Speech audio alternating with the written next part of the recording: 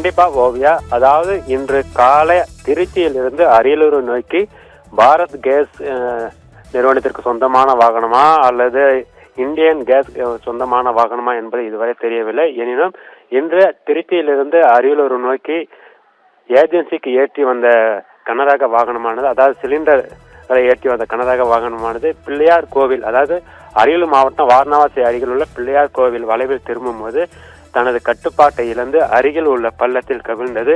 இதில் சிலிண்டர்கள் ஒன்றோடு ஒன்று உராய்வதன் காரணமாக திடீரென்ற சிலிண்டர்கள் அனைத்து வெடித்து சிதறிய வருகிறது. இதனால் அந்த பகுதியில் பெரும் புகை மூட்டமாகவும் பயங்கர சத்தமாகவும் காணப்பட்டது. இதனால் அப்பகுதியில் உள்ள ஏராளமான பொதுமக்கள் அதனை தற்போது வேடிக்கை பார்த்தவன் உள்ளனர். எனினும் இந்த சம்பவம் அந்த பகுதியில் பெரும் அதிர்ச்சியை ஏற்படுத்தியுள்ளது. இதனை அடுத்து அரியலூரிலிருந்து வரக்கூடிய வாகனமும் திருச்சி தஞ்சாவூரிலிருந்து வரக்கூடிய வாகனமும் சுமார் 1 கிலோமீட்டருக்கு அப்பால் நிறுத்தப்பட்டு மாற்றுப்பாதையில் திருப்பிவிடப்பட்டது. எனினும் இந்த சம்பவ இடத்திற்கு வந்த தீயணைப்பு துறையினர் தீயை சிலிண்டர் வெடித்து சிதறுவதை தடுக்கும் வகையில் பல்வேறு பணிகளில் ஈடுபட்டுள்ளனர். எனினும் இந்த சம்பவ இடத்திற்கு தற்போது மாவட்ட காவல்துறை கண்காணிப்பாளர் விஸ்வேஷ்பா சாஸ்திரி தற்போது பார்வையிட்டு வருகிறார்.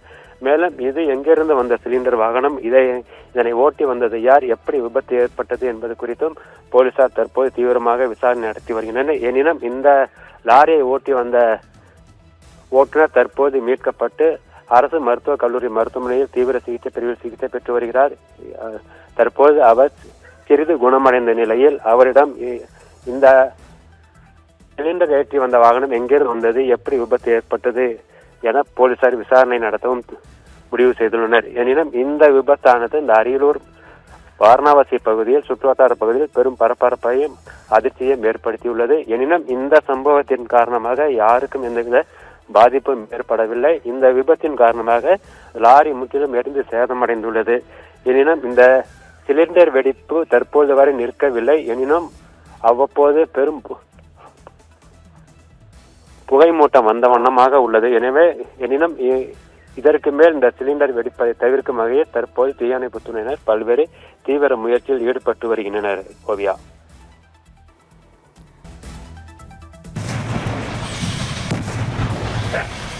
ஆமா ஆமா வந்துரு.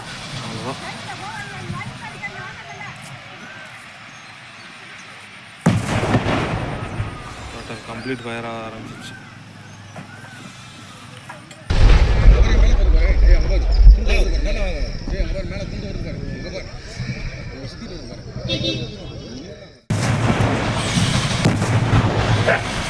ஆமா ஆமா வந்துரு.